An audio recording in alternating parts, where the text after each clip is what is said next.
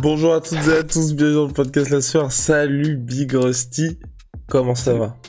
Salut Guillaume, ça va impeccable de bon matin. Formidable, et bah aujourd'hui on va parler de Khamzat Chimaev, de Darren Till, parce que oui, Darren Till est allé en Suède et il y a eu une petite prise de conscience peut-être ou pas potentielle de Darren Till sur le potentiel de Khamzat Chimaev. En tout cas, ils se sont mis bien tous les deux et on vous raconte tout ça maintenant. Soit.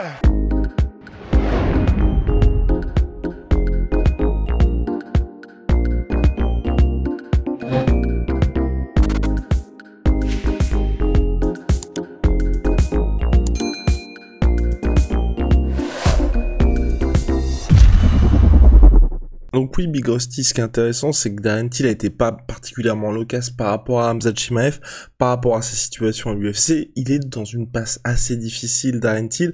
Russ n'est peut-être pas le plus objectif pour en parler, mais bon, il va quand même essayer d'apporter la lumière divine et céleste sur Darren Till, qui s'est entraîné avec Khamzat Chimaev. Bon bah déjà, toi, est-ce que tu penses, personnellement, moi je trouve que c'est très bien, que Darren Till aille dans un autre gym à proximité pour se frotter un petit peu à la fine fleur du MMA avec quelqu'un qui a quand même une grosse hype mais qui est surtout très très fort et qui présente un style qui est difficile pour Darren Till. En fait, je pense que c'est une très bonne chose. Après, il y a juste le seul truc qui me dérange en fait, je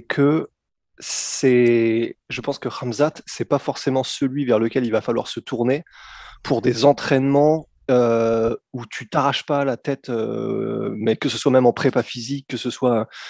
Je pense qu'à chaque entraînement, en fait, ce qui ressort, et c'est ce que les gens disent, c'est que Khamzat, il s'entraîne 2-3 fois par jour.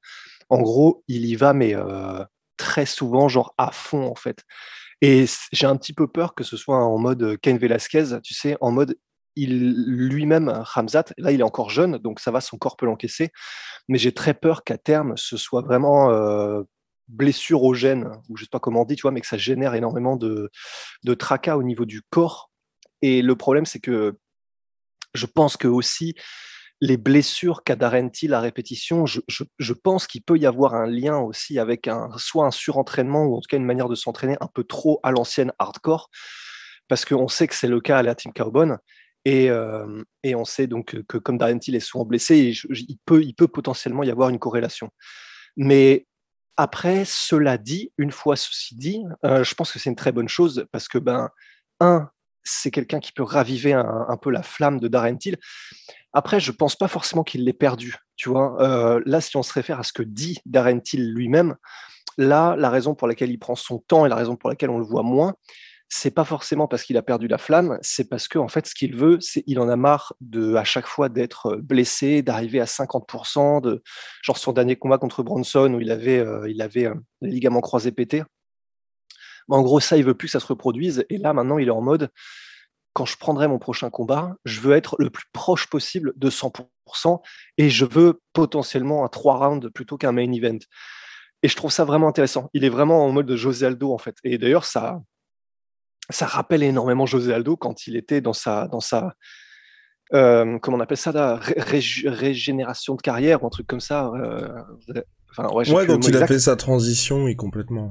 Ouais, et qu'en gros, il était pareil, il était en mode, bon, maintenant, je vais y aller mollo sur les 5 rounds, je préfère des 3 rounds, comme ça, je peux vraiment m'entraîner différemment, je peux prendre mon temps, je sais que j'ai pas un main event à gérer, que ce soit en termes médiatiques, que ce soit en termes d'entraînement, et j'aime bien, en fait, j'aime bien cette mentalité-là de, bon, maintenant, je pense que, qu'on l'aime ou qu'on l'aime pas, je pense au moins que Darren Till a prouvé qu'il prenait n'importe qui, n'importe quand, et qu'il était au niveau, tu vois, enfin, il est quand même. Ta langue a fourché, non, tu voulais pas dire qu'il se faisait prendre par n'importe qui, n'importe quand? Oh!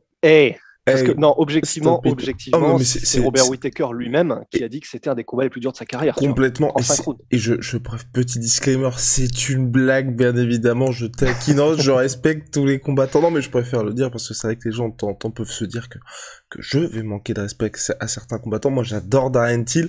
C'est juste que c'est vrai que là, il traverse une passe difficile et comme vous le savez, Rust adore Darren Till. C'est vrai que c'est un petit peu difficile pour lui. Ouais, après c'est la vie, hein. C'est pas forcément difficile parce que qui traverse une mauvaise passe, limite ça le rend encore plus humain et ça le rend encore plus. Ah non, mais je voulais dire pour toi, c'était difficile. Ah, oui, ouais, non, mais justement en fait, comme il traverse des mauvaises passes et tout ça, ça me le rend encore plus sympathique en fait. Parce que c'est comme dans les films, c'est comme les héros de livres, tu t'identifies à quelqu'un qui est humain, tu vois. Et donc non, mais c'est parce qu'effectivement j'adore son style d'abord et avant tout, et puis sa personnalité aussi très très authentique. Enfin vraiment j'aime beaucoup. Mais pour revenir à Till et Ramzat, alors déjà, ce qui est intéressant, c'est que Michael Bisping, ancien champion UFC et chroniqueur et analyste, c'est lui en fait qui a médiatisé là il y a quelques jours le fait que Darren Till, qui s'entraîne donc avec Ramzat, lui dit que c'est vraiment un monstre en fait. Darren Till dit à Michael Bisping, Ramzat c'est le real deal, donc comprenez en gros c'est pas de l'esbrouf, hein, c'est vraiment un gars qui est aussi impressionnant qu'on dit qu'il l'est. Et tout ce qu'on entend, que ce soit les mots de Gustafsson, mais qui est son partenaire d'entraînement, que ce soit les mots de Darren Till qui en parle en privé à Michael Bisping, il apparaît quand même que Ramzat, alors je sais qu'il y a les détracteurs et qu'il y a les gens qui disent qu'il n'a pas prouvé, et il n'a pas encore prouvé au plus haut niveau, c'est vrai. Et surtout, moi je me permets d'ajouter Russ que les détracteurs de Ramzat, c'est pour ça que j'ai toujours un petit peu de mal à comprendre, c'est des gens qui aujourd'hui, hormis se baser sur quelque chose, tu vois, qui n'existe pas ou qui a toujours pas été montré, je sais pas pourquoi là les gens ne peuvent pas monter dans le hype train de Khamzat Chimaev, sachant que tout le monde est unanime sur le fait que le gars a l'air d'être une machine de guerre. Et la seule chose, et c'est ce que Russ dit, c'est que c'est peut-être de se dire sur la durée, ou en tout cas son plus grand adversaire peut potentiellement être Khamzat lui-même. Mais aujourd'hui, à l'instant T, il y a rien qui nous montre que le gars ne va pas être ce qu'il prétend être à terme, à savoir champion dans 2 ou 3 catégories, ce qu'il a dit. Ouais, parce que c'est ça qui est très intéressant avec Ramzat, c'est que quoi qu'on pense de lui, et qu'on soit avec, qu'on soit contre, qu'on soit machin, ce qu'il réalise là, c'est même pas que c'est rarissime, c'est que à part quand Conor est arrivé à l'UFC, et encore il avait déjà été battu au Cage Warriors, c'est un peu le même sentiment de le mec, ok, personne ne peut le prendre en fait. Et il est vraiment genre 2 têtes au-dessus de la compétition. Mais voilà, enfin, je pense que c'est une bonne chose dans le sens, déjà, premièrement, c'est con, hein, c'est le détail, tu vois, mais médiatiquement, ça relance un peu Darren Till, ce qui est pour lui une bonne chose. Ça maintient un petit peu les yeux sur Khamzat. Enfin, ça fait vivre, tu vois. Donc, déjà, rien que pour ça, c'est une bonne chose, ce duo, ce nouveau duo que personne n'attendait. Et en termes d'entraînement, ouais, je pense que il est encore en phase de reconstruction physique, Darren Till. Il a dit que après son combat contre Bronson, il avait été aux États-Unis faire des injections de cellules souches dans son genou et que ça avait commencé à prendre. Il est encore en reconstruction physique, ça se sent que physiquement c'est pas encore ça. Il est encore un petit peu grassouillé. Il est pas dans ce qu'il a été quand, par exemple, il affrontait Gastelum ou qu'il affrontait Robert Whittaker. Tu vois, il est pas encore sharp. Mais voilà, c'est une bonne chose qu'il aille voir ailleurs. C'est une bonne chose qu'il aille voir comment ça se fait ailleurs, même si, ouais, là, c'est clairement, tu sais, dans la vidéo justement de Till versus Ramzat, à un moment donné, quand il s'entraîne physiquement, il y a Reza Madadier qui parle et tu sens qu'effectivement, il s'entraîne vraiment en mode médiéval, quoi, vraiment hardcore. Enfin, vraiment, il dit, je crois, 3 fois par semaine, on y va à fond et tout. Mais même physiquement, du coup, je pense que c'est un gym qui lui correspond parce que c'est un mec à l'ancienne Darren Till et que en gros pour lui le meilleur moyen de devenir le meilleur c'est juste d'y aller à fond, à fond, à fond. Donc voilà, on va voir ce que ça donne, mais en tout cas c'est pas une mauvaise chose. Ouais. Mais c'est intéressant la Team All Stars parce qu'il y a pas mal de gens, de combattants français également, de toute l'Europe, qui vont jusqu'en Suède pour s'entraîner avec eux, donc c'est peut-être en train de devenir un petit bastion du MMA européen, parce qu'avant il y avait Alexander Gustafsson, et là j'ai vraiment l'impression que le fait qu'il y a Khamzat Chimaev, il y ait de nombreux combattants qui y aillent aussi, il y a Volkanos Demir qui a été aperçu récemment également, donc non, c'est de très très bonnes augures, je trouve, pour la suite, et pour ce petit duel à distance MMA européen, MMA américain. Est-ce qu'on a terminé, Rust, avec les aventures de Darren Till en Suède? Ouais, je pense, ouais. Parfait. Bon, allez. L'actualité est maigre, hein, quand même. Que vous souhaitez une très bonne journée.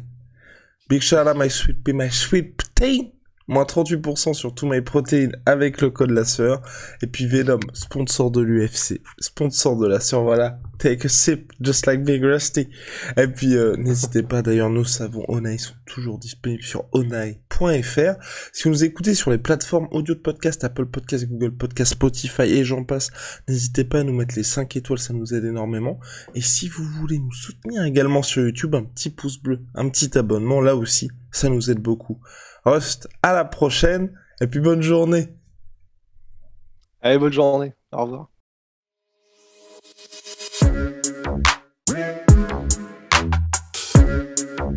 Yeah.